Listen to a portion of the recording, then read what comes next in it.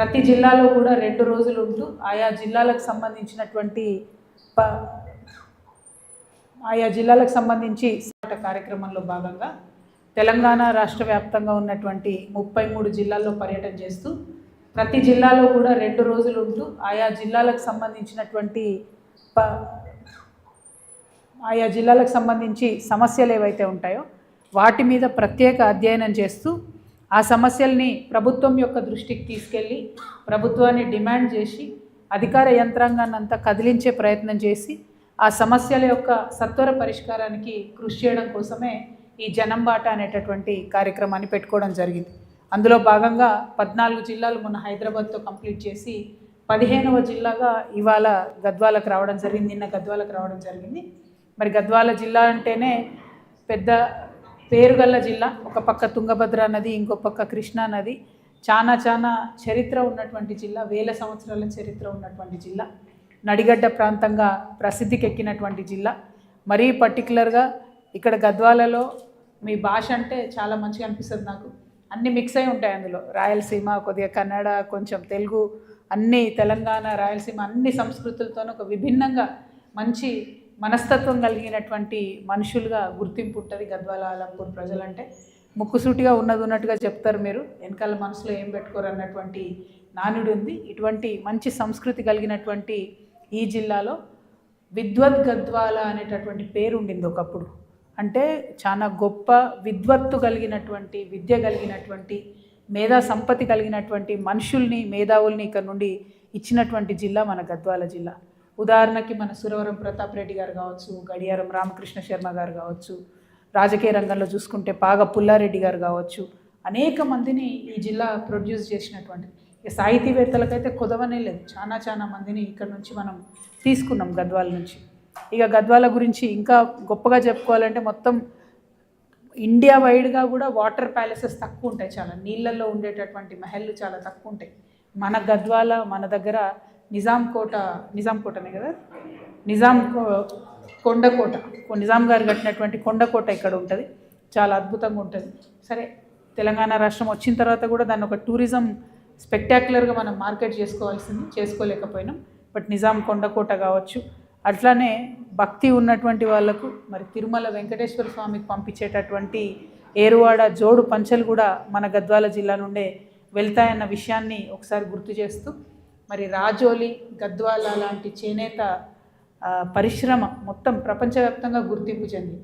ఆనాడు రాజులకు నేసే చీరలు ఉండే కాబట్టే దాన్ని రాజోలి గ్రామంగా చెప్తారని తెలంగాణ ఉద్యమ సందర్భంలో ఇక్కడికి వచ్చినప్పుడు కూడా మేము చెప్పేవాళ్ళం.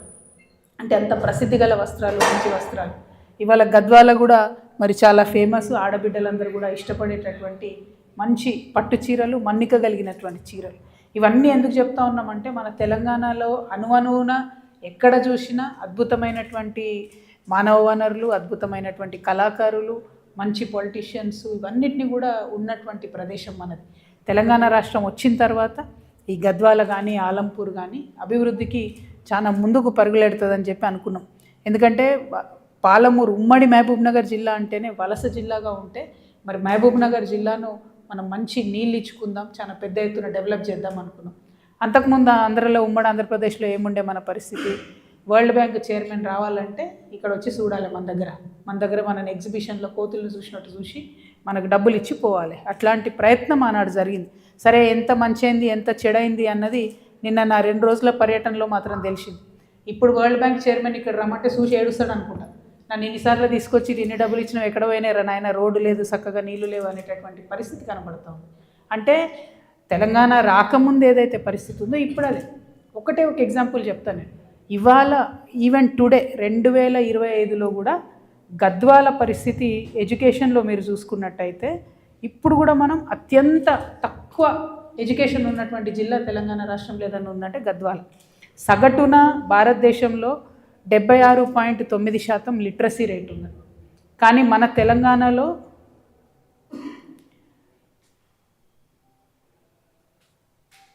సగటున భారతదేశంలో 80.9% లిటరసీ రేట్ ఉంటే మన తెలంగాణలో తక్కువ ఉన్నది. 76.9% మన తెలంగాణలో ఉన్నది. అందులో మరీ ముఖ్యంగా రూరల్ తెలంగాణ అంటే అర్బన్ తెలంగాణ, హైదరాబాద్ చూసుకుంటే మీరు 76.9% కనబడుతుంది.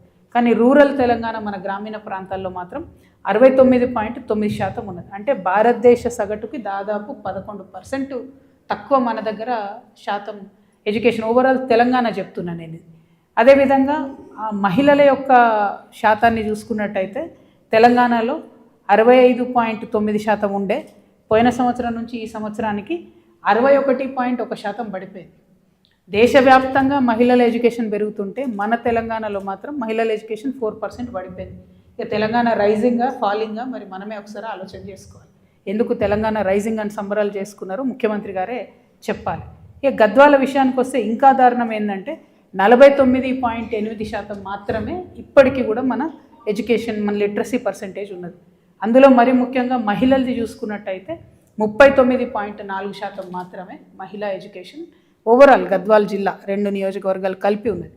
ఇక పర్టికులర్గా కేటితోటి మండలం ఏదైతే గట్టు నుండి విడిపోయి కొత్త మండలం అయిందో అక్కడ చూసుకుంటే లోయెస్ట్ 33.77% ఓవరాల్ లిటరసీ రేట్ ఉంటే మహిళలది అత్యంత దారుణంగా 23% మాత్రమే ఉన్నది. ఇక ఇక్కడున్న డీకే అరుణమ్మ గారు ఉన్న పార్టీ బీజేపీ బేటీ బచావో బేటీ పడావో అంటారు. మరి ఏం పడాయిస్తున్నారో ఎక్కడికి వెళ్ళి పడాయిస్తున్నారో నాకైతే అర్థమైతే లేదు. ఆవిడ సొంత జిల్లా సొంత ఇలాకా గద్వాల జిల్లాలో కేటితోటి మండలంలో మహిళా అక్షరాస్యత రేటు 23% ఉంటే డీకే అరుణమ్మ గారు ఏం చేస్తున్నారు? నేను ఈ ప్రశ్న సూటిగా అడగదలుచుకున్నామే. ఓవరాల్గా గద్వాల రాజకీయం అంతా చూసుకుంటే మీరు నాకంటే ఎక్కువ మీ అందరికీ తెలుసు. నేను కొత్తగా వచ్చిన, మొన్నటిదాకా నన్ను నిజామాబాద్లో ఖైదీ చేసి పెట్టారు. ఇప్పుడిప్పుడే నేను తెలంగాణ అంతా తిరుగుతున్నా మళ్ళీ ఉద్యమం తర్వాత. నేను మిమ్మల్ని రాజకీయంగా మిమ్మల్ని పత్రికా మిత్రులు మీ ద్వారా ప్రజల్ని కోరుతా ఉన్నా. ఒకటే కుటుంబం కదా ఇన్ని రోజులు పరిపాలన చేసి, ఒక్కసారి మధ్యలో గట్టు భీమన్న గెలిచిండు ఒక 5 ఏళ్ల కోసం. ఆ తర్వాత మొత్తం వీళ్ళే కదా, మొత్తం స్వతంత్రం వచ్చినప్పటి నుంచి ఇప్పటి వరకు ఒకటే కుటుంబం. వాళ్ళ బావలు అక్కలు అన్నలు తమ్ములు వాళ్ళు ఇప్పుడు మేనల్లుడు వీళ్ళే పరిపాలన చేసి. మరి ఇంత పరిపాలన చేస్తే ఈ 2 రోజుల పర్యటనలో తెలంగాణ రాకముందు ఆలంపూర్లో రోడ్లు ఎట్లున్నాయి, ఇప్పుడు అంతకన్నా అధ్వానంగా ఉన్నాయి. గద్వాలలో కూడా అంతకన్నా అధ్వానంగానే ఉన్నాయి రోడ్లు తప్పితే కరెక్ట్ లేవు. ఎందుకు లేవు అంటే దానికి రకరకాల కారణాలు ఉన్నాయి. ఆ కారణాలు కూడా చెప్తాను. కానీ నేను ఎంత బాధ అనిపించిందంటే ఆలంపూర్లో ఒక దగ్గర పిల్లలు చెప్తా ఉన్నారు, రోడ్డు బాగాలేదు, మా దగ్గర స్కూల్ బస్సు రాదు కాబట్టి మేము స్కూల్కి పోవడం లేదు. అంటే బస్సు వస్తే కనీసం స్కూల్కి పోయే అవకాశం ఉంటుంది. చాలా ఊర్లలో 1 నుంచి 5 వరకు మాత్రమే ఉన్నది, 1 నుంచి 8 వరకు మాత్రమే ఉంది. 10వ తరగతి పోవాలంటే ఆడపిల్లలు 5-6 కిలోమీటర్లు దాటిపోవాలి. ఆ రోడ్లన్నీ ఎంత దారుణంగా ఉన్నాయంటే ఇసుక టిప్పర్లు పోతున్నాయి. కొట్టిపోతే అడిగేటోడు కూడా దిక్కులేడు. ఆడ ఇంతింత గుంతలు ఉన్నాయి, అందులో మస్తు మంది పడిపోయినారని చెప్తున్నారు. ప్రతి ఊర్లో ఆక్కుంటూ వచ్చినాం. మీరు మా పర్యటన చూసిరో లేదో, ఏమి హడావుడిగా మీద రాజకీయ పర్యటన కాకుండా ఒక అధ్యయనం చేసేటట్టుగానే పర్యటన చేసినాం. చాలా చాలా బాధాకరం ఇది. డెఫినెట్గా అరుణమ్మ గారు కృష్ణమోహన్ రెడ్డి గారు ఆన్సర్ చెప్పాల్సిందే. ఒకటే కుటుంబాన్ని ప్రజలు పదే గెలిపిస్తూ ఉంటే మీరు ఏం చేసిండ్రు? లిటరసీ రేటు లేదు, రోడ్లు లేవు, ఏమున్నది మరి? వ్యవసాయానికి నీళ్ళు ఇప్పుడు వస్తున్నాయి, అది కూడా తెలంగాణ వచ్చినాక అంతో కొంత వచ్చినాయి, పూర్తిగా రాలేదు. ఏమున్నది మరి? ఒక వ్యాపారం ఉన్నదా? ఒక ఉద్యోగం ఉన్నదా? అసలు 14 నుంచి 18 ఏళ్ళ పిల్లలు ఒక అధ్యయనం చెప్తున్నది గద్వాల జిల్లాలో మొత్తం గంజాయికి అలవాటు పడిపోయి బతుకులు నాశనం అయిపోతున్న పరిస్థితి ఉన్నది. ఎందుకు ఇట్లా? మీ కుటుంబాన్ని గెలిపించడమే పాపమా? ఏ పార్టీలైనా మీరే ఉంటారు. బీజేపీలో మీరే ఉంటారు, కాంగ్రెస్లో మీరే ఉంటారు, వైఎస్ఆర్సీపీలో మీరే ఉంటారు, బీఆర్ఎస్లో మీరే ఉంటారు, తెలుగుదేశంలో మీరే ఉంటారు. ఏ కండువా ఈ కండువా ఆ కండువా మారుస్తారు. ఏ కండువా లేకపోతే కలిసిపోయి ఎలక్షన్లు చేసుకొని అల్టిమేట్గా అతనో అల్లుడో ఎవరో ఒకరు గెలవాలి, ఇక్కడ రాజ్యాధికారం చేపట్టాలి. మంచిదే, సంతోషం. ప్రజాస్వామ్యంలో మీరు ఎన్నైనా చేయొచ్చు, మీ తెలివితోని గద్దెనెక్కొచ్చు. కానీ గద్దెనెక్కి ఏం బాధ్యత నిర్వహిస్తున్నారు మీరు? దయచేసి ఒకసారి ఆలోచన చేయండి. ఫీమేల్ లిటరసీ రేటు 23% అంటే తెలంగాణకు నామోషి కదా. మీకేం అనిపిస్తలేదేమో అరుణమ్మ గారు, ఇది కరెక్ట్ కాదు, you have to act on this. చాలా దారుణం ఇది. ఇట్లుంటుందా? 10 ఏళ్ళకు తెలంగాణ వచ్చినాక 12 ఏళ్ళకి ఇట్లుంటుందా? ముఖ్యమంత్రి గారు కనీసం ఆలోచన చేయాలి ఒక్కసారి. మీ ఉమ్మడి మహబూబ్నగర్ జిల్లాలో ప్రాంతమే కదా, ఐజా గురించి మీకు తెలియక కాదు కదా. మీ గురువు గారే కదా వరల్డ్ బ్యాంక్ తీసుకొచ్చి డబ్బులు తీసుకొచ్చింది. ఐజాలో ఇప్పటికీ ఇవాళ పొద్దున కూడా నేను చూస్తే 84 పాఠశాలలు ఉంటే అసలు టీచర్లే లేనటువంటి సగానికి సగం టీచర్లు లేరు. నేను ఇవాళ ముఖ్యమంత్రి గారిని డిమాండ్ చేస్తూ ఉన్నా, బాధతో డిమాండ్ చేస్తూ ఉన్నా. ముఖ్యమంత్రి గారు ఫీజు రియంబర్స్మెంట్ ఇవ్వని ప్రతిసారి నేను చెప్పిన, మీరు ఫీజు రియంబర్స్మెంట్ ఇవ్వకపోతే బాధపడేది, స్కూళ్ళు మానేసేది, కాలేజీలు మానేసేది ఆడపిల్లలే. మీరు ఫీజు రియంబర్స్మెంట్ ఇవ్వకపోతే మగపోరాళ్ళని ఏదో ఒకటి చేసి ఇల్లమ్మో ఏదో ఒకటి చేసి చదివిస్తాడు. ఆడపిల్లలు మాత్రం డ్రాప్ అవుట్ అవుతారు. అది నిన్న నేను ప్రత్యక్షంగా ఇక్కడ చూసిన. నేను ముఖ్యమంత్రి గారిని డిమాండ్ చేస్తున్నా, మీ మీద బాధ్యత ఉన్నది. ఇది మీ సొంత జిల్లా కాకపోయినా ఈ రాష్ట్రంలో ఒక భాగమై లిటరసీ లేనందుకు మీరు కంప్లీట్ గద్వాల స్కూల్ సిస్టమ్ని, మా కర్మకు మీరే విద్యాశాఖ మంత్రి కాబట్టి కంప్లీట్ గద్వాలలో ఉన్నటువంటి ఖాళీ ఉపాధ్యాయ పోస్టులను నింపాలి, అవసరమైనంత ఎక్కువ పాఠశాలలు పెట్టాలి. చాలా దారుణంగా ఉంది. 10వ తరగతిలో ఒక రిజల్ట్ వస్తుంది, ఇంటర్మీడియట్ పోయే వరకు మొత్తం పడిపోతుంది. 10వ తరగతిలో మాస్ కాపింగ్ చేస్తారట. ఇది మన బీహార్ నాకు అర్థమైతలేదు. సిగ్గు అనిపిస్తుంది వింటుంటే నాకు. ఏం చేయనికే మాస్ కాపింగ్ చేసి మీరు రిజల్ట్లు చూపించుకోవడానికి, కలెక్టర్లు ఫోటోలు దిగడానికి తప్పితే ఎందుకు పనికొస్తుంది అది? ఇంటర్మీడియట్ పోగానే పిల్లలు ఆగమాగం ఎక్కడ అక్కడ పోతాడు. చదువుకు పోయేది లేదు, ఉద్యోగానికి పోయేది లేదు. నాకు కథలు వింటుంటే అసలు నేను ఎక్కడున్నాను అర్థం కాలేదు. నిన్న పోయి మా పిల్లాన్ని స్కూల్లో చేర్పిస్తా అంటే ఏముందా స్కూల్లో చేర్పించేది, నువ్వు పోయి పొలంలో పని చేసుకొని నాయకులే చెప్తున్నటువంటి పరిస్థితి ఇక్కడ గద్వాల్లో. ఇంత అన్యాయం ఉంటుందా? చాలా దారుణంగా ఉంది లిటరసీ రేట్ అయితే. కేరళ ఒక పక్క 95% లిటరసీ రేట్తో ముందుకు పోతుంటే మనం మాత్రం ఇంకా 23% మహిళా లిటరసీ రేట్ అంటే చాలా చాలా దారుణంగా ఉంది. అయితే ఇది అత్యంత బాధాకరమైన సబ్జెక్ట్ కాబట్టి మీకు ఫస్ట్ చెప్తున్నా. మేము మొదలు రావడంతోనే బీచ్పల్లి ఆంజనేయ స్వామి వారిని దర్శనం చేసుకొని, ఇక ఆంజనేయ స్వామి వారి మీద కూడా చాలా పాపం కష్టాలు ఉన్నాయి. అక్కడ కూడా ట్రస్టీలు వీళ్ళ ఫ్యామిలీ అంట, అరుణమ్మ గారి ఫ్యామిలీ అంట, కనీస వసతులు లేవు. గోపురం కూలిపోతుంటే 8 ఏళ్ళైనా కూడా దాని మీద శ్రద్ధ లేదు. అక్కడ ఉండేటటువంటి శానిటేషన్ వాళ్ళకి సంబంధించి జీతాలు లేవు. చాలా సమస్యలు ఉన్నాయి. 1 కాదు 2 కాదు. అంటే సమస్యలే చెప్పాలి, ఒకరినే టార్గెట్ చేయాలన్నది నా ఉద్దేశం కాదు. మేము చేసినటువంటి అధ్యయనంలో విషయాలు తప్పకుండా చెప్తాం. ఎందుకంటే ఇన్నేళ్ళు ఒకటే కుటుంబానికి అధికారం ఇచ్చినా కూడా ఏం జరగలేదన్న బాధతో చెప్తాను.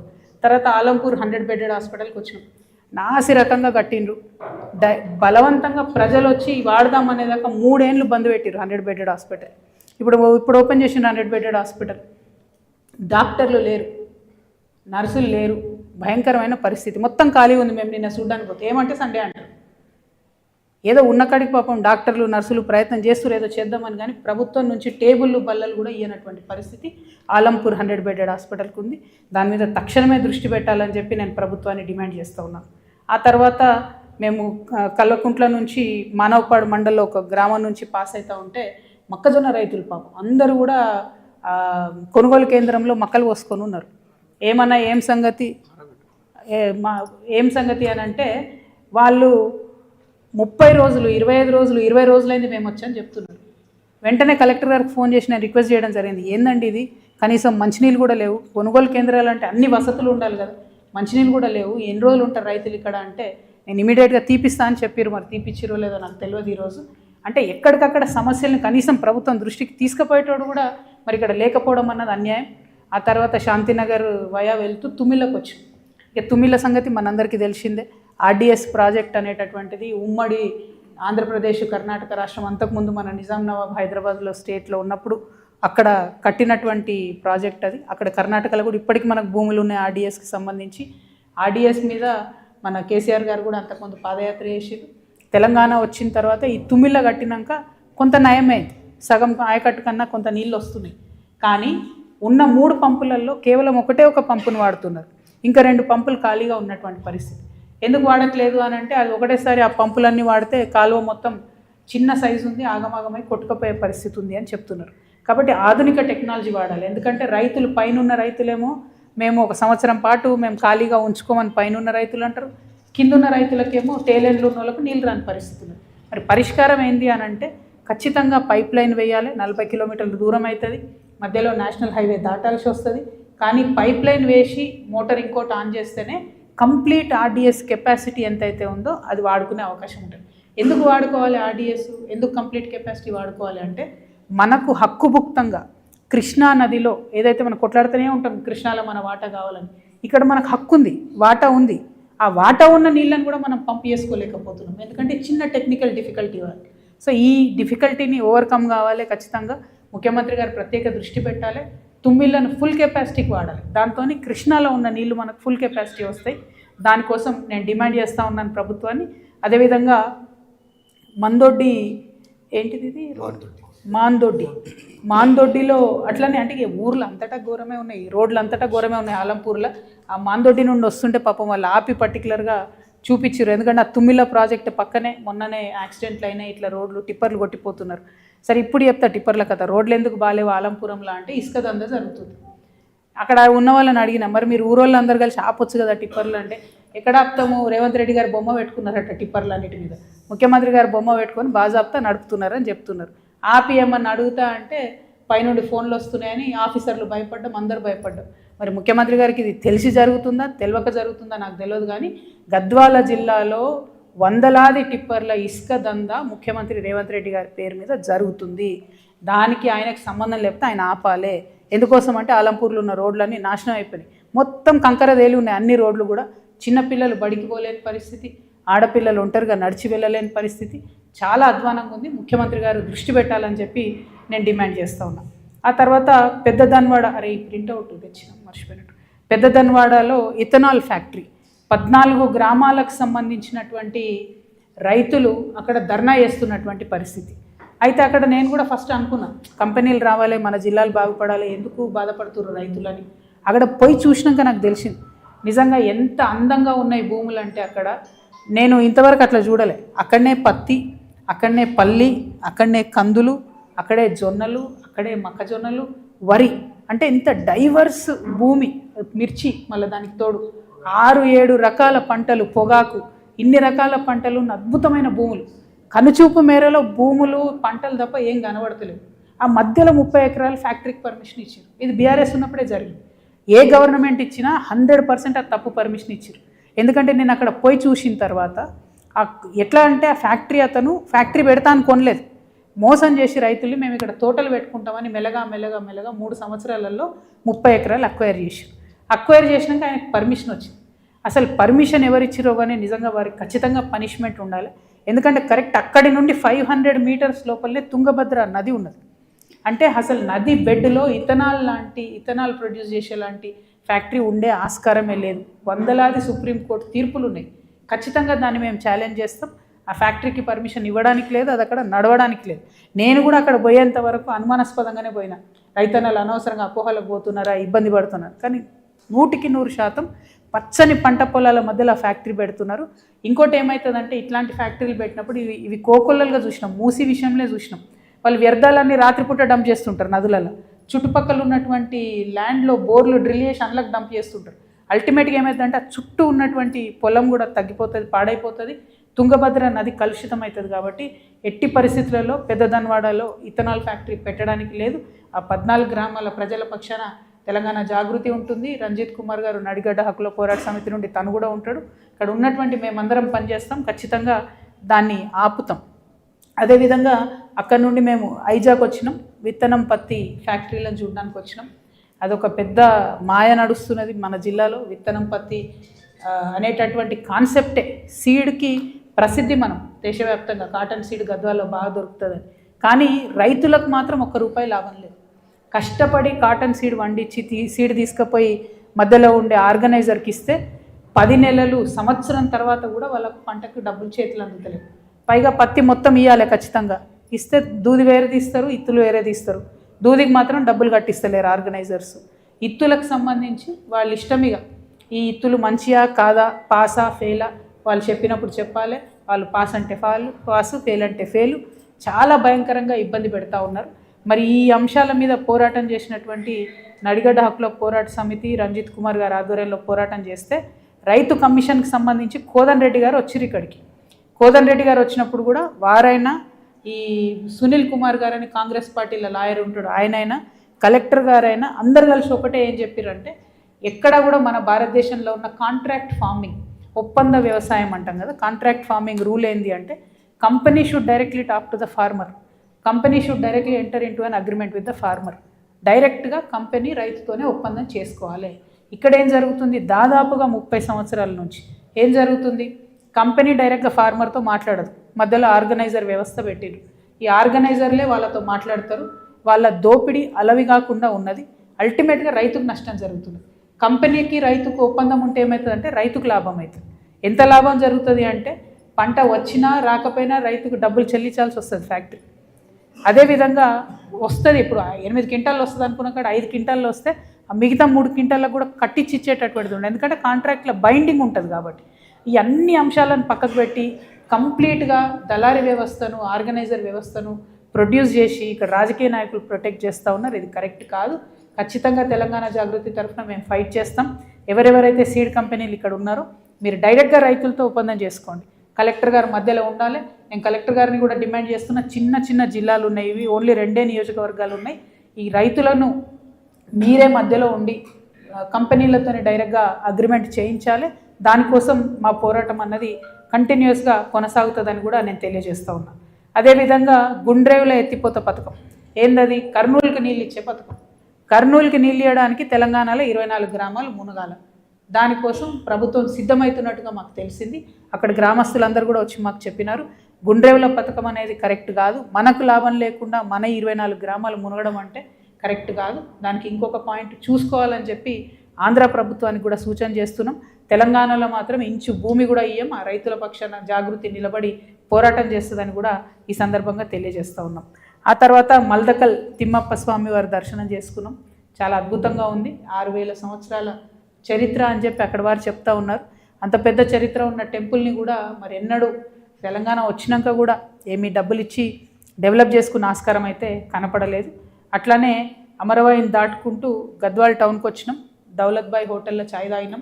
दौलत भाई होटल ने पूरा गद्वाल का गॉसिप चलता कहते अच्छा है, वो गॉसिप के बारे में और बहुत सारे इश्यूज़ के बारे में लोगों से बात करने का कोशिश करें.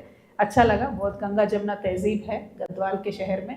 लेकिन गद्वाल के शहर के हमारे मुसलमान भाइयों से मैं एक ही बात रिक्वेस्ट करना चाहती हूँ, आपसे गुजारिश करना चाहती हूँ, सोचिए एक बार, इतने सालों से एक ही फैमिली को आप लगातार बार बार मौका देते आए, क्या फ़ायदा हुआ, किसको फ़ायदा हुआ, गद्वाल में क्या डेवलपमेंट हुआ, अपने लाइफ में क्या बदलाव आए, ये इसके बारे में ज़रा सोचिए.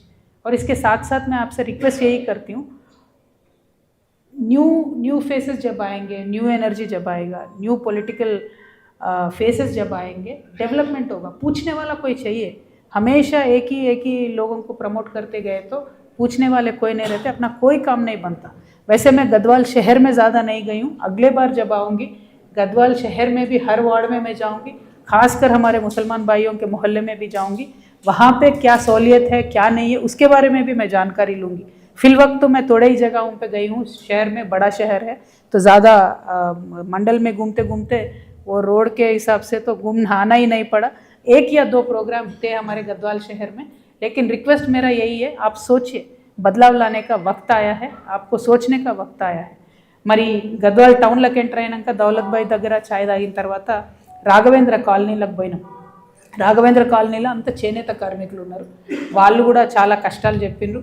చేనేత కార్మికులకు ఎప్పుడో ఇల్లు ఇచ్చిరు ఒక 200 మందికి, అయినా కూడా వాళ్ళకేమీ లైఫ్లో మార్పు రాలేదు. ప్రత్యేకించి కేంద్ర ప్రభుత్వం నుంచి ఒక పథకం ద్వారా ఒక 10-15 మంది చేనేత కార్మికులు 3 లక్షల మెషిన్లు కొనుక్కున్నారు. మొత్తం ఫాల్టీ ఉన్నాయి. వీళ్ళు పోయి ఇట్లా ఫాల్టీ ఉన్నాయి మేడం అని అరుణమ్మ గారిని అడిగితే మరి వారు సాయం చేసి, అరుణమ్మ గారిని కాదు స్కిల్ డెవలప్మెంట్ వాళ్ళని ఎన్ఎస్డిసి దగ్గర పోయి అడిగితే మీ దిక్కున చోట చెప్పుకోపోండి అంటారట వాళ్ళు. మరి అరుణమ్మ గారు మీరు ఎంపీగా ఉన్నారు, ఇక్కడ ఎంపీగా లేకున్నా మహబూబ్ నగర్లో ఎంపీగా ఉన్నారు, మీరు భారతీయ జనతా పార్టీలో పెద్ద పదవిలో ఉన్నారు కాబట్టి ఇక్కడ ఉండే గద్వాల్ పట్టణంలో ఉన్న చేనేత కార్మికుల కష్టాలను పట్టించుకోండి, ఎన్ఎస్డిసి వాళ్ళని గట్టిగా అడగండి, అయితే వాళ్ళకు డబ్బులు వాపస్ ఇప్పియండి, లేదా నష్టపరిహారం ఇప్పించండి, లేదా ఫాల్ట్ లేని కొత్త మెషిన్లను చేనేత కార్మికులకు ఇప్పించవలసిందిగా అరుణమ్మ గారిని నేను డిమాండ్ చేస్తూ ఉన్నా.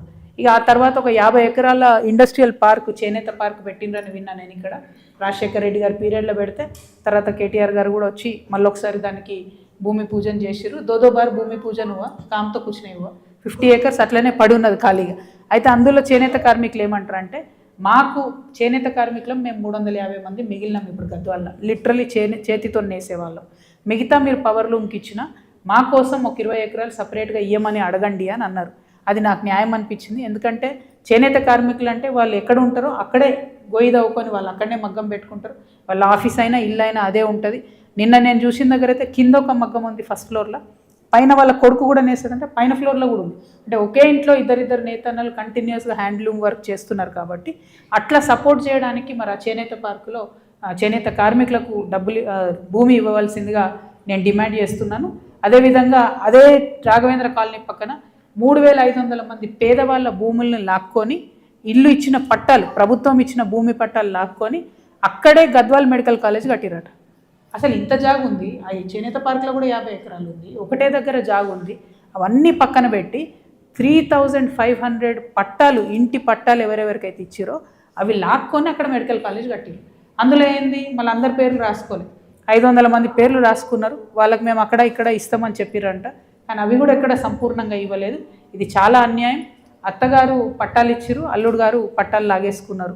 కాబట్టి ఇప్పుడు ఏమవుతుందంటే నెక్స్ట్ ఎలక్షన్ రాగానే మళ్ళీ మ్యాచ్ ఫిక్సింగ్ జరుగుతుంది. మళ్ళీ నేను ఆ పట్టాలు ఇప్పిస్తాను అత్తగారు అంటారు, మళ్ళీ అల్లుడు గారు ఉల్టా మాట్లాడతారు. అల్టీ ఇటు వేసి ఓట్లు వాళ్ళే వేసుకుందామని ప్లాన్ చేస్తారు. కానీ ఈసారి అట్లా కాకుండా ప్రజలు దయచేసి గద్వాల ప్రజలు మేల్కొనాలి. మేల్కొని ఈ యొక్క కుట్రను గమనించండి దయచేసి. కొత్త వారికి అవకాశం ఇవ్వని నేను కోరుతున్నాను. ఈ 3500 ప్లాట్ల విషయంలో కూడా విరామం లేకుండా తెలంగాణ జాగృతి పోరాటం చేస్తుందని కూడా నేను తెలియజేస్తూ ఉన్నాను. అదేవిధంగా తర్వాత ధరూర్ మండలికి వచ్చినాం. మన్నాపురం, గూడెందొడ్డి ఈ గ్రామాలన్నింటినీ కూడా పరిశీలన చేయడం జరిగింది. అక్కడ ఉండేటటువంటి ప్రజలందరూ కూడా అంతే కదా, ఈ మన్నాపురంలో పర్టికులర్ ఇష్యూ. గూడెందొడ్డిలో కూడా చిన్న పబ్లిక్ మీటింగ్ పెట్టుకున్నాం. అక్కడ అందరూ కూడా అనేక విషయాలు చెప్తున్నారు. అయితే ఈ నెట్టెంపాడు ఎక్కడైతే లిఫ్ట్ చేస్తారో వాటర్, అక్కడే ఒక బ్రిడ్జ్ ఉంటుంది ఆ ఊరిలో. ఈ గూడెందొడ్డి ప్రజలందరూ కూడా అక్కడ బ్రిడ్జ్ వేయాలని చెప్పి కోరుతున్నారు. ఎందుకంటే సక్క రాయచూరు నుంచి వస్తుంది రోడ్, ఎంత ఘోరంగా ఉందంటే ఇవాళ ఇరిగేషన్ వాళ్ళకి కూడా చెప్పినా నేను, డైరెక్ట్ వచ్చి కెనాల్కి వస్తుంది అన్నట్టు. అక్కడ రైట్ టర్న్ ఉంది సడన్గా, కనీసం ఒక బోర్డు కూడా పెట్టలేదు ఇరిగేషన్ వాళ్ళు. మొన్న ఒక ట్రాక్టర్ పడ్డదట, అంతకుముందు ఒక బైక్ పడ్డదట, చాలా ఘోరంగా ఉంది. సో ఇరిగేషన్ వాళ్ళకు కూడా అక్కడ ఒక బోర్డు పెట్టమని నేను రిక్వెస్ట్ చేసిన. దాన్ని దయచేసి పరిశీలి చేసి పెట్టిస్తే కొన్ని లైఫ్ సేవ్ అయ్యే అవకాశం ఉంటుంది. ఇంకా అన్నిటికన్నా ఇంపార్టెంట్ విషయం ఏంటంటే ఇంతవరకు ఇంజనీరింగ్ కాలేజ్ మన దగ్గర లేదు. హెల్త్ విషయంలో ఇక్కడ 300 పడకల హాస్పిటల్ గద్వాల్లో ఉన్నప్పటికీ ఏ కొద్దిపాటి ఎమర్జెన్సీ వచ్చినా కర్నూలుకి పోయేటటువంటి పరిస్థితి. కర్నూలులోనేమో మన ఆరోగ్యశ్రీ వర్తిస్తలేదు. అక్కడికి పోయి మళ్ళీ ప్రైవేట్కే పోవాలి తప్పితే సీఎం రిలీఫ్ కానీ ఆరోగ్యశ్రీ కానీ కర్నూలుకి పోతే వర్తిస్తలేదు. నాకు తెలిసి బీఆర్ఎస్లో ఉన్నప్పుడు వర్తించింది, మరి ఇప్పుడు వర్తిస్తలేదని నేను అనుకుంటున్నా. అది ఏమైనా సరే ముఖ్యమంత్రి గారు ప్రత్యేక దృష్టి పెట్టి ఆరోగ్యశ్రీ అక్కడ వర్తింపజేసేటట్టు చేయాలి. మన దగ్గర ఫెసిలిటీస్ పెంచుతూనే అటు కర్నూలుకి పోతే కూడా వర్తించేటట్టు చేయాలని నేను డిమాండ్ చేస్తూ ఉన్నాను. ఇంకో కామెడీ ఏంటంటే, నేను చూడలే, ఇంకా చూస్తా కావచ్చు, గద్వాల్లో 300 పడకల హాస్పిటల్ ఉంది ఇప్పుడు మనకు. అందులో 10 పడకలతోనే ఐసీయూ ఉంది. ఐసీయూలో ఏసీ విడిచిపెట్టి ఫ్యాన్లు కూడా లేనటువంటి పరిస్థితి ఉన్నదంట. మరి వైద్యం ఎట్లా ముందుకు కొనసాగాలి? స్పెషలిస్టులు ఒక్కడు కూడా లేరని చెప్తున్నారు. అందుబాటులో ఇంకా నియర్ బై ఏం హాస్పిటల్ లేదు. కాబట్టి దయచేసి ఇప్పుడు కృష్ణమోహన్ రెడ్డి గారు మరి ఏ పార్టీలు ఉన్నారో ఆయనకే తెలియాలి. కాంగ్రెస్ పార్టీలు ఉంటే ముఖ్యమంత్రి గారి దగ్గర పోయి కూర్చొని డిమాండ్ చేసి ఈ 300 పడకల హాస్పిటల్ని 600 పడకలు చేయండి, ఫెసిలిటీస్ క్రియేట్ చేయండి, మంచి ఐసీయూ కట్టించండి, మంచి ఫెసిలిటీస్ ఇవ్వండి. లేదు మీరు బీఆర్ఎస్ పార్టీలు ఉన్నట్టయితే ఆపోజిషన్గా హాస్పిటల్ ముంగడ పోయి ధర్నా చేయండి, కొట్లాడండి, ఏదో ఒకటి చేయండి, కానీ హాస్పిటల్కు ఫెసిలిటీస్ తీసుకురావాలని ఎమ్మెల్యే గారికి కూడా డిమాండ్ చేస్తూ ఉన్నాం. మీరు చేయలేదనుకోండి ఆ పని జాగృతి చేస్తుంది. ఖచ్చితంగా ఎంటపడతాం. ప్రజలకు మాత్రం సౌకర్యాలు కలగడానికి మా వంతు ప్రయత్నం మేము చేస్తాం. అదేవిధంగా మీ అందరికీ తెలుసు, మనకు పర్టికులర్గా గద్వాల ఆలంపూర్లో 3 విషయాలు, ఆర్డిఎస్ తుమ్మిల్లా ఒకటి, జూరాల ఉండేటటువంటి 11 టీఎంసీ కెపాసిటీ ఒకటి, అది మొత్తం మట్టి పేరుకపై కెపాసిటీ పడిపోయింది, 6 టీఎంసీలకు తగ్గిపోయింది. తక్షణమే దాన్ని డ్రెడ్జింగ్ చేసి శాండ్ తీసేస్తేనే దాని కెపాసిటీ పెరుగుతుంది. అది చేయవలసిందిగా రాష్ట్ర ప్రభుత్వాన్ని నేను డిమాండ్ చేస్తూ ఉన్నాను. ఇక నెక్స్ట్ మనకు నెట్టెంపాడు వస్తుంది. ఈ 3 మేజర్ ప్రాజెక్టులు ఉన్నాయి మొత్తం మనకు సస్యశ్యామలం కావాలంటే. ఆ నెట్టెంపాడు మరి తెలంగాణ వచ్చినాక అయిపోతుంది అని అనుకుంటే అవ్వలేదు. అన్నీ ఎక్కడికక్కడ నెట్టెంపాడులో ఫస్ట్ మన ఎక్కడైతే గూడెందొడ్డి నుంచి ఒక 1.5 టీఎంసీ ఉందో, ఆ తర్వాత అక్కడ నుంచి రేలంపాడు ఉంది. ఈ రేలంపాడును బేస్ చేసుకునే గట్టు కడుతున్నారు. మళ్ళీ ఈ రేలంపాడులో మొత్తం లీకేజెస్ ఉన్నాయి. ఉంటే నిపుణుల కమిటీ కూడా 2 సార్లు వచ్చిపోయింది, కానీ ఇంతవరకు కూడా అది ఫిక్స్ చేసిన పరిస్థితి లేదు. మరి రేలంపాడే ఫిక్స్ చేయకపోతే రేలంపాడు నుంచి గట్టుకు నీళ్ళు ఎప్పుడు పోవాలి? గట్టు దగ్గర అయితే కొంచెం అక్కడ బండు కట్టిరు తప్పితే అక్కడ ఒక్క వర్క్ కూడా అయితే లేనటువంటి పరిస్థితి ఉన్నది. అంటే గట్టుకు నీళ్ళు రావు, రేలంపాడు ఫిక్స్ కాదు. ఒరిజినల్గా 4 టీఎంసీలు అన్నారు, అది 2 టీఎంసీలే. ఇక ఆ తర్వాత ఉన్నటువంటి తాటికుంట కావచ్చు, నాగర్దొడ్డి కావచ్చు, వాటికి కూడా ఎక్కడ కనెక్టివిటీ లేనటువంటి పరిస్థితి.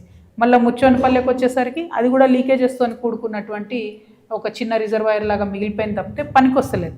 అల్టిమేట్గా మళ్ళీ చిన్నోళ్ళపల్లి ఏదైతే లాస్ట్కి వస్తుందో అది అక్కడ నుంచి మళ్ళీ ఆర్డిఎస్కి లింక్ అవుతుంది. అక్కడ కూడా R&R ఇష్యూస్, అక్కడ కూడా డిస్ప్లేస్ అయినటువంటి ప్రజల ఇష్యూస్, ఇందాక నేను చెప్పిన రోలెంపాడులో కూడా ప్రజలు ఇందాకనే ఆపిరు మమ్మల్ని అక్కడ. ఆలూరు కదా, ఆలూరు ఊరు మొత్తం డిస్ప్లేస్ అయింది రోలంపాడు కట్టడానికి. ఇంతవరకు వాళ్ళకి R&R ఇవ్వలేదు, కరెక్ట్ ఫెసిలిటీస్ ఇవ్వలేదు. ఆఖరికి గుడి కట్టుకుందామంటే కూడా కరెక్ట్ ఫెసిలిటీ ఇవ్వడం లేదు. కలెక్టర్ గారిని నేను ప్రత్యేకించి రిక్వెస్ట్ చేస్తున్నా, ఆలూరు గ్రామానికి దయచేసి ఒకసారి విజిట్ చేయండి.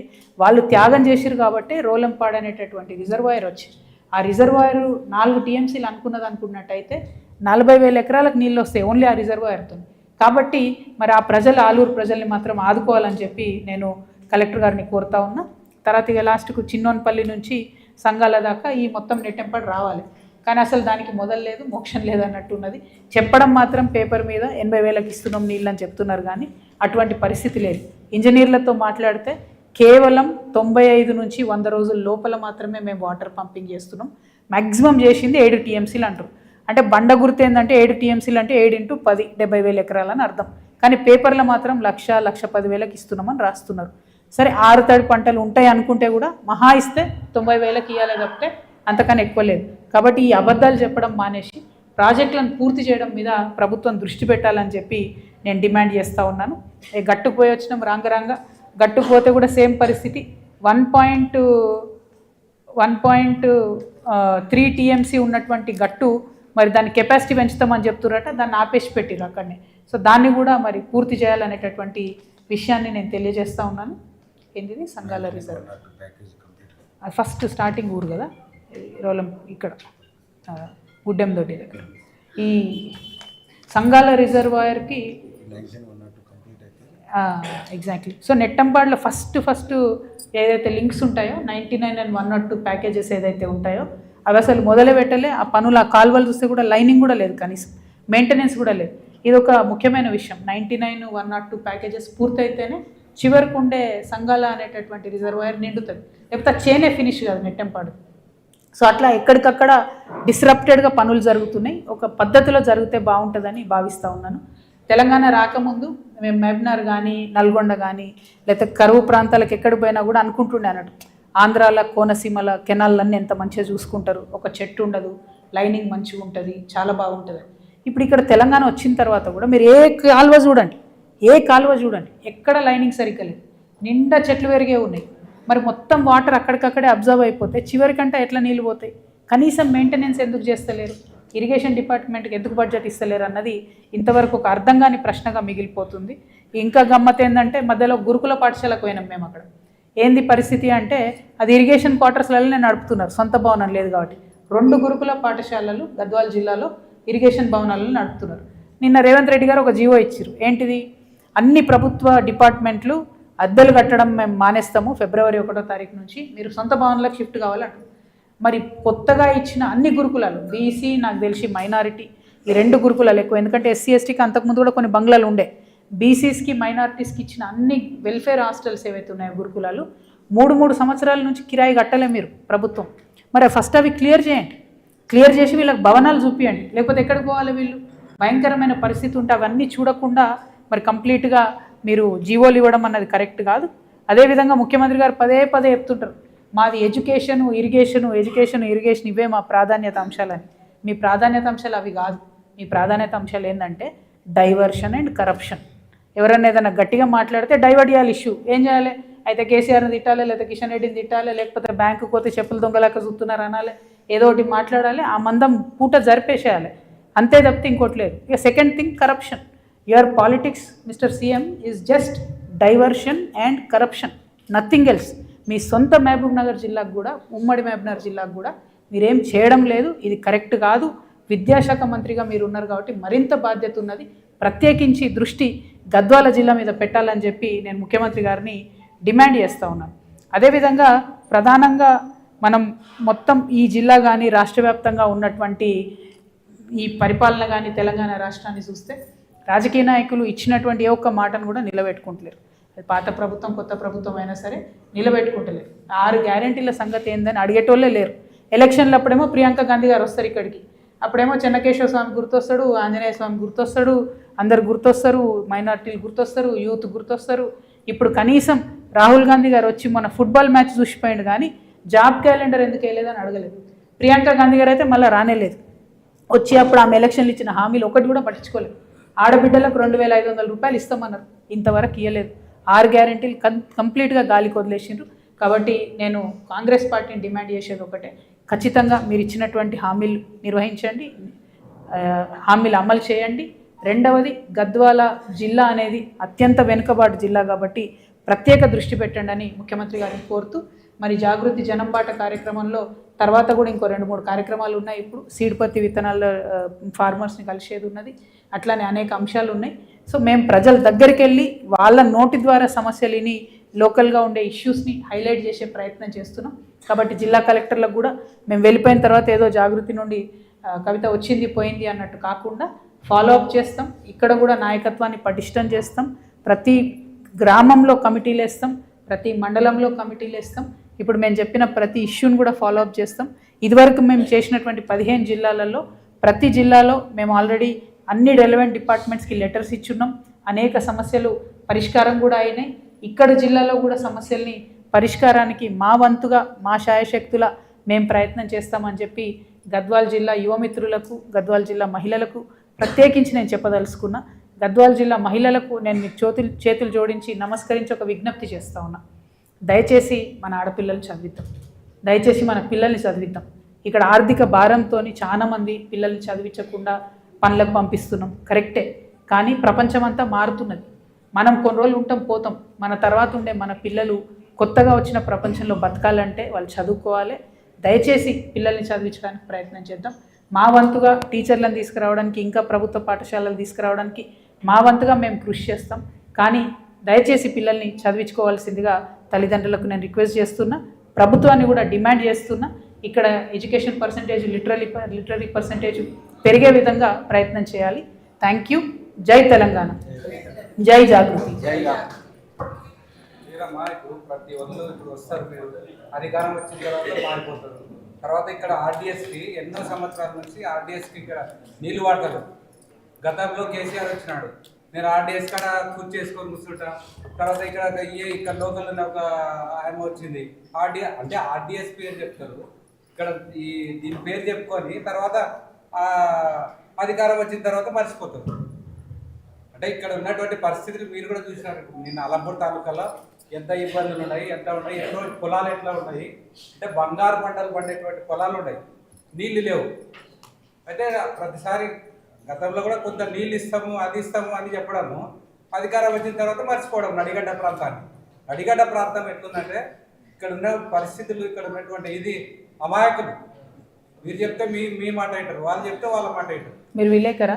అవును. ప్రశ్న అడగండి. ప్రశ్నే మేడం. ప్రశ్న ఏంటిది?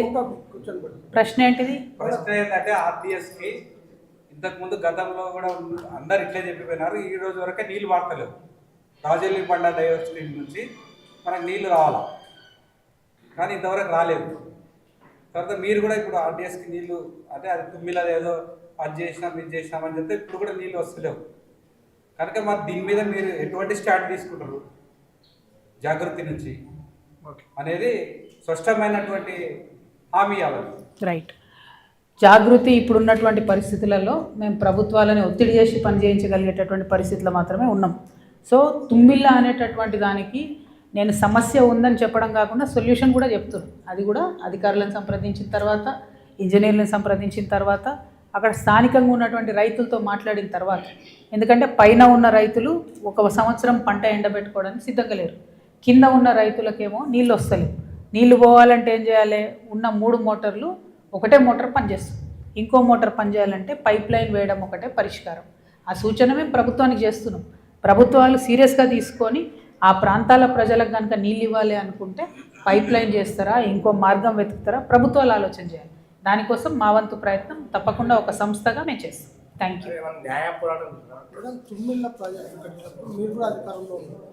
ప్రాజెక్టు డిజైనే తప్పు చేసాడు. 3 మోటార్స్ ఉన్నాయి కదా మేడం, ఒక్క మోటార్కే కాలువ తెగిపోతుంది. అది ఖచ్చితంగా పొరపాటు చేసింది గవర్నమెంట్ అని అనుకుంటున్నాను. నేనేమంటున్నా బ్రదర్, అధికారంలో బీఆర్ఎస్ పార్టీ 10 సంవత్సరాలు ఉంటే నేను ఫస్ట్ 5 సంవత్సరాలు ఎంపీగా ఉన్నా.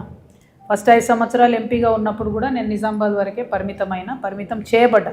అంతకుముందు తెలంగాణ ఉద్యమంలో నేను కూడా ఆర్డీఎస్కి వచ్చి రౌండ్ పుట్టి ఎక్కి తిరిగిన, ఎట్లా ఆర్డీఎస్ తెలంగాణకు అన్యాయం జరుగుతుందన్న విషయంలో నేను కూడా తిరిగిన.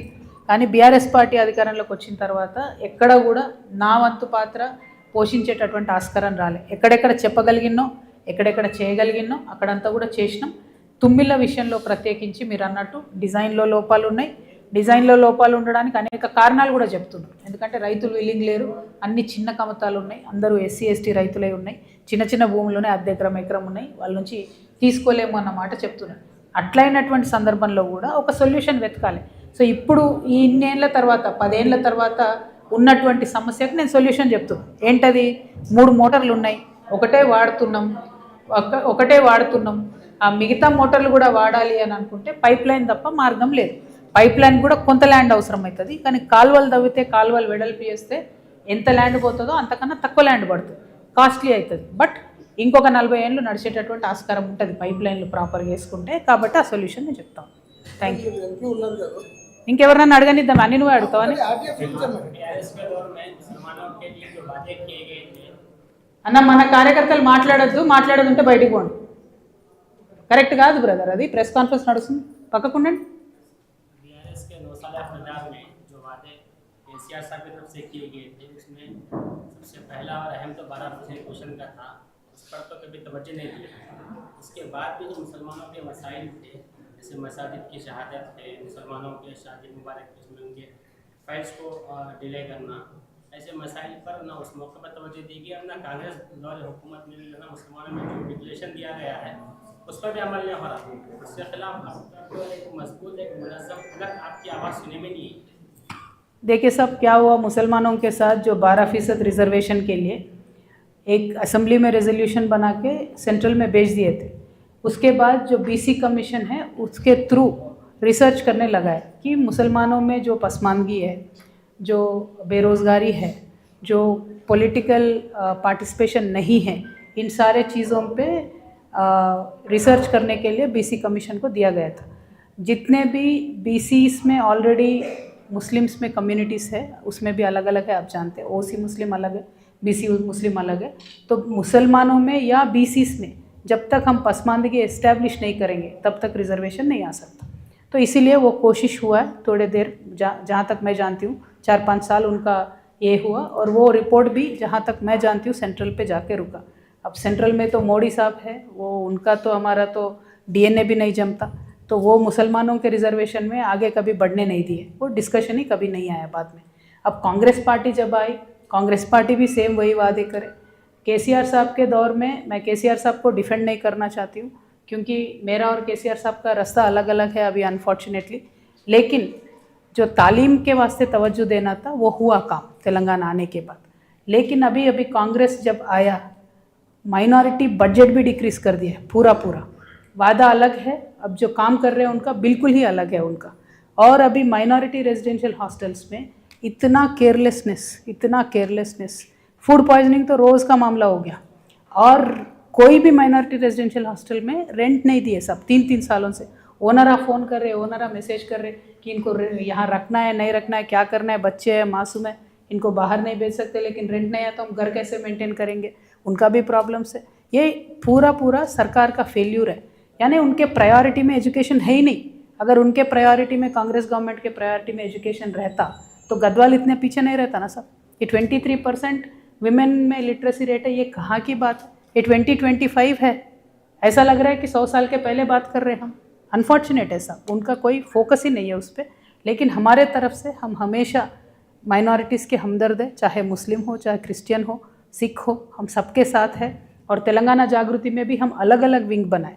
माइनॉरिटी मुस्लिम का अलग विंग है, माइनॉरिटी क्रिश्चियन का अलग विंग है, माइनॉरिटी सिख का भी अलग विंग है, क्योंकि हम तवज्जो देना चाहते हैं माइनॉरिटी के डेवलपमेंट में। खासकर मैं चाहती हूँ कि माइनॉरिटी का पॉलिटिकल रिप्रेजेंटेशन बढ़े। जब किसी का पॉलिटिकल रिप्रेजेंटेशन बढ़ता है तो उनका आवाज़ सुनने को मिलता है। तो minority political representation is my number 1 priority. Let it be Christian, let it be Muslim, let it be Sikh, they should get representation, then they can voice out their own problems. That is my points. Thank you. Okay అన్న. జనంబాట ప్రోగ్రామ్కి ప్రజల నుంచి స్పందన బాగానే వస్తుంది. భవిష్యత్తులో మీరు ఈ ఆర్గనైజేషన్ రాజకీయ పార్టీగా ఏమన్నా చేసి కాంటాక్ట్ చేశారా? అసెంబ్లీ ఎన్నికలు వచ్చే అసెంబ్లీ ఎన్నికల్లో ఖచ్చితంగా జాగృతి వైపు నుంచి మేము ఉంటాం. పేరు అదే ఉంటుందా, ఇంకోటి ఉంటుందా, అవన్నీ సెకండరీ ఇష్యూస్. 2029లో అసెంబ్లీ ఎన్నికలు వస్తాయని నేను అనుకుంటున్నా. అప్పుడు మాత్రం మేము బరిలో ఉంటాం, అందులో అనుమానం లేదు. ప్రయారిటీ అది ఉంటుంది. కాకపోతే ఈ లోపల ప్లస్ ఎప్పుడైనా ఫ్యూచర్లో జాగృతికి ఉండే ప్రయారిటీ ఏంటంటే ఎలక్షన్ ఉన్నా లేకున్నా ప్రజల మధ్యలో ఉండాలి, ప్రజల సమస్యలు తెలుసుకోవాలి.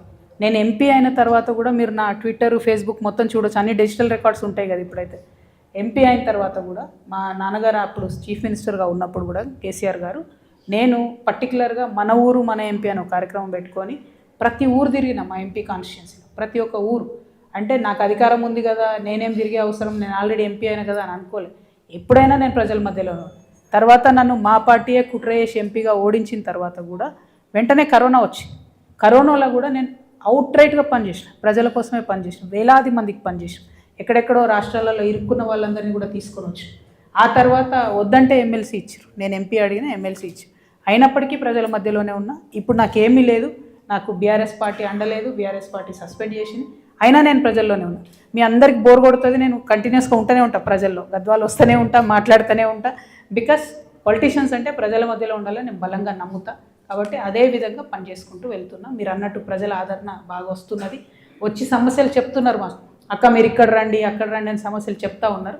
కాబట్టి ఆ సమస్యల పరిష్కారానికి కూడా మేము కృషి చేస్తాం. घर वापसी का कोई उम्मीद नहीं. अरे मेरे से ज़्यादा इस्माइल भाई परेशान हो रहे हैं. कोई उम्मीद नहीं साहब, ज़रा दिल टूट गया सब, दिल तोड़ दिए. नहीं तो फिर भी चांस था, लेकिन बिल्कुल अभी तो कुछ नहीं है सर. Thank you. जय तेलंगाना, जय जागृति.